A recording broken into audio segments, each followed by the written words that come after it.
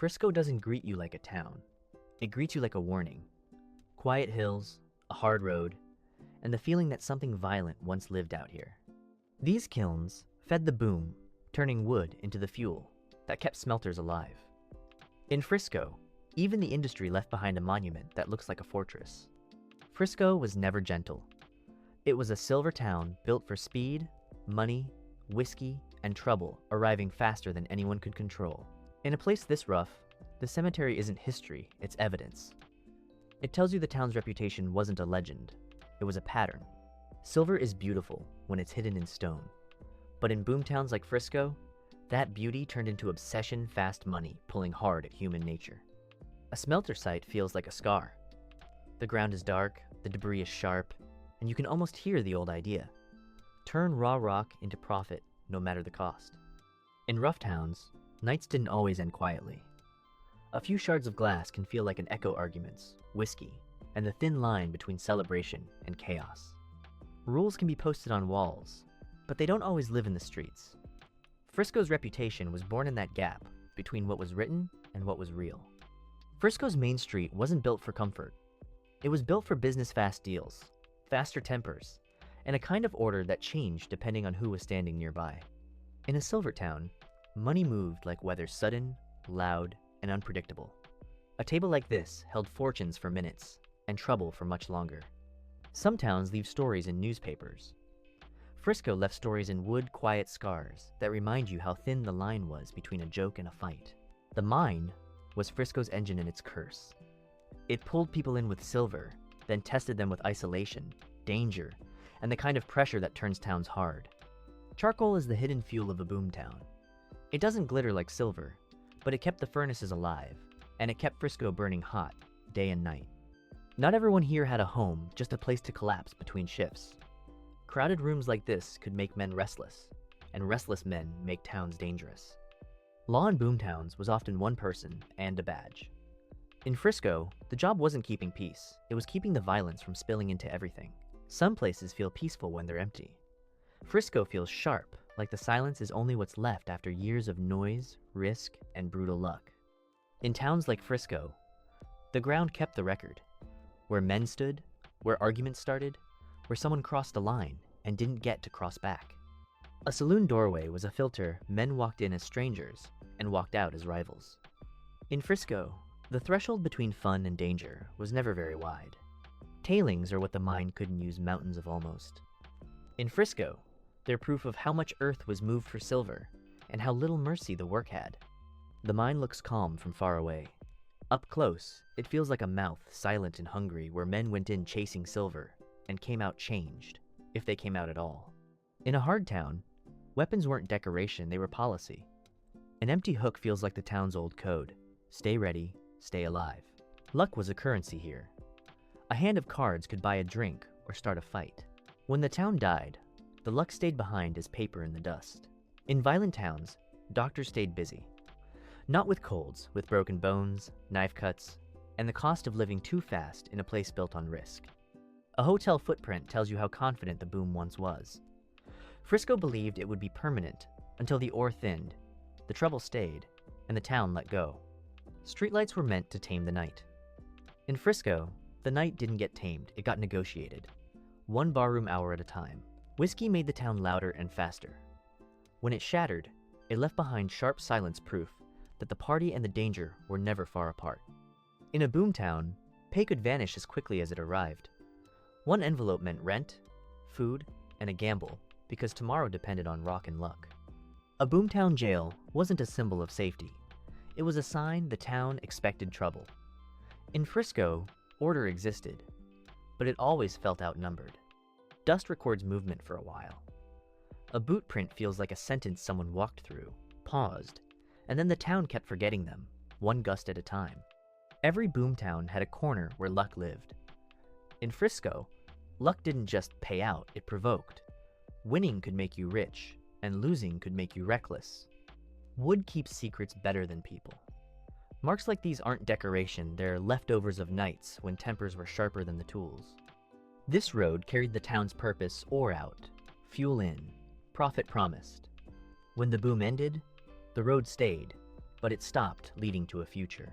Slag is the town's leftover heat stone that got melted to chase silver. It feels like a warning stamped into the ground. This place ran hot, and it burned through people. Wild towns grow myths as fast as they grow money. In Frisco, the stories weren't just entertainment.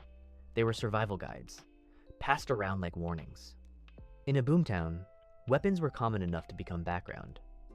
Finding metal like this now feels different, less like action, more like a reminder of how easily life could end. Even the toughest towns tried to build a place for calm, a room for promises, prayers, and restraint. In Frisco, calm existed, but it never ruled the street. Timbers kept the underground world from collapsing. Seeing them above ground feels like the mine's hidden bones are exposed. Proof the town was built on fragile supports. An assay scale turned hope into numbers. One careful measurement could justify a town's violence, because profit always felt like permission. Even ordinary drawers feel tense here. In rough towns, tools could become weapons, and the line between daily life and danger stayed thin.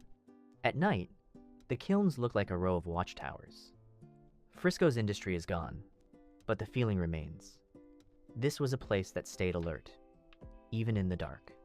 Some graves tell you who's buried. These mostly tell you what kind of town this was. Fast, rough, and more interested in surviving the week than writing history. Boomtowns tried to look organized, posted rules, announcements, warnings. But Frisco's real law lived in reputation, and reputation traveled faster than paper. A town like Frisco ran on supplies as much as silver food, tools, ammo, whiskey. When shelves go bare, you see the boom for what it was. A chain that finally snapped. After the noise of the street, a stove meant safety, heat, food, and a private corner of life. In Frisco, even warmth feels like something the town couldn't guarantee. Frisco had a reputation for drinking and trouble more saloons than restraint. In a town like that, laughter could turn sharp in seconds, and everyone learned to watch the door. In Frisco, even water had to be earned. When basic needs are scarce, tempers get shorter, nights get louder, and the town's rough edges stop feeling like a choice. The mine made Frisco rich fast, and that speed shaped everything. When the ground finally failed, it didn't just change production, it changed belief, and the boom began to loosen its grip. When the rail line came, it turned a remote camp into a boomtown. People, supplies, money, all arriving faster. But railroads can't carry a town forever when the ore and the luck start running out. Frisco got so violent they brought in a hard sheriff from another rough town, hoping one badge could calm a whole street. It rarely works that way. In Frisco, even water wasn't simple. It had to be hauled in one more scarcity that made tempers shorter, nights louder, and survival feel like a daily contest. At its peak, Frisco packed the street with saloons more than 20 by many accounts. When alcohol and quick money mix, a town doesn't just get lively, it gets dangerous. In 1885, the Horn Silver Mine caved in, and the boom began to lose its grip. When the engine of a town fails, the violence doesn't vanish, it just runs out of fuel. In Frisco, order came with a blunt message. There wasn't a system to hold trouble, only a threat to remove it. In a town like this, justice moved fast. When violence becomes routine, even death becomes logistics. The road to the cemetery stops feeling symbolic and starts feeling like part of the town's schedule. Frisco wasn't just rowdy, it was daring. Quick money, too many saloons, and no easy water made a pressure cooker where pride and panic could explode. When the Horn Silver Mine caved in during 1885, it wasn't just an industrial accident, it cracked the town's belief in endless profit. After that, Frisco's violence outlasted its boom. Frisco wasn't just wild, it was relentless. Accounts describe a town with dozens of saloons and violence so frequent it felt routine, like the streets expected it. Stories about Frisco's law are almost unbelievable, like the town forced brutality as policy. One famous tale says Sheriff Pearson arrived, and blood was spilled immediately. When the Horn Silver Mine caved in during February 1885, Frisco's belief in endless profit cracked with it. After that, the town could keep its reputation, but not its future. These kilns outlived the town that needed them built to feed smelters with charcoal, now standing like fortifications. Frisco's violence is gone, but its monuments still look ready for it. In Frisco, water wasn't just survival, it was power. When the basics are scarce, people don't argue about luxuries. They argue about who gets to keep going. Boomtowns had front rooms for business and back rooms for survival. In Frisco, the back rooms held secrets, bargains, and the quiet costs of living in a hard place.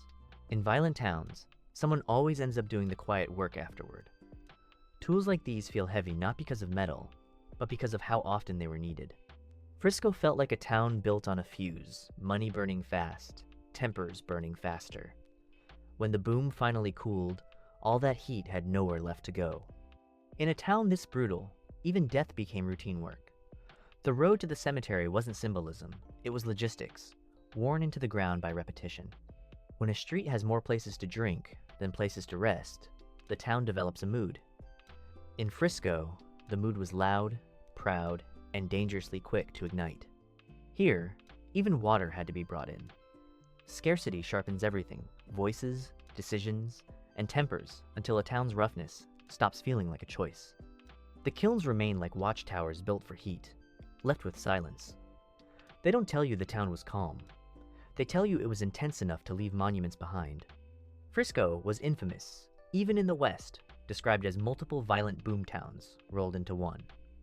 With so many saloons and so little restraint, the town's reputation became its strongest law. When Sheriff William Pearson was brought in, he made it clear: no jail, no long process, just immediate consequences. In a town like Frisco, law wasn't paperwork, it was a warning. Frisco wasn't just short on patience, it was short on water. Drinking water had to be freighted in, and scarcity sharpens everything: voices, decisions, and tempers. In February 1885, the Horn silver mine caved in, and the boom began to lose its grip.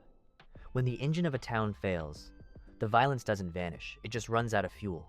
People said Frisco could feel like a fight waiting to happen. So many saloons, so much pride, so little restraint. Some accounts even claimed violence was almost daily, like the town ran on it. When the sheriff arrived, the message wasn't subtle. Frisco wasn't going to build jails. Trouble would leave on its own, or be shown out permanently. Then the mountain answered back. The Horn silver mine suffered a massive cave-in in February 1885, and the boom finally started to lose its grip. Most of Frisco disappeared into dust and rumor. But the kilns stayed heavy stone proof that the town once burned hot enough to need monuments like these. In some boomtowns, the cemetery filled slowly. In Frisco, the road up the hill felt like part of daily life, because the town's roughness didn't take nights off. When the boom cools, the shelves tell the truth first. Less supply, fewer customers, fewer pay envelopes until a town's survival chain breaks link by link. Frisco rose fast because silver makes people impatient. But impatience can't hold a town together, especially when the ground changes its mind and the money stops feeling endless. In the end, every violent boomtown meets the same opponent: time. The fights stop, the money leaves, and the desert does what it always does: stays. In Frisco, law was personal, one badge facing a crowd. When the town emptied, the badge became a symbol without a street to patrol. The railroad helped Frisco explode into life supplies in, silver out, trouble everywhere. When the boom faded, the rust stayed, like a timeline written in iron. In places like Frisco, dust becomes visible, turning light into something you can almost touch. It's the calm that arrives after the heat, after the shouting.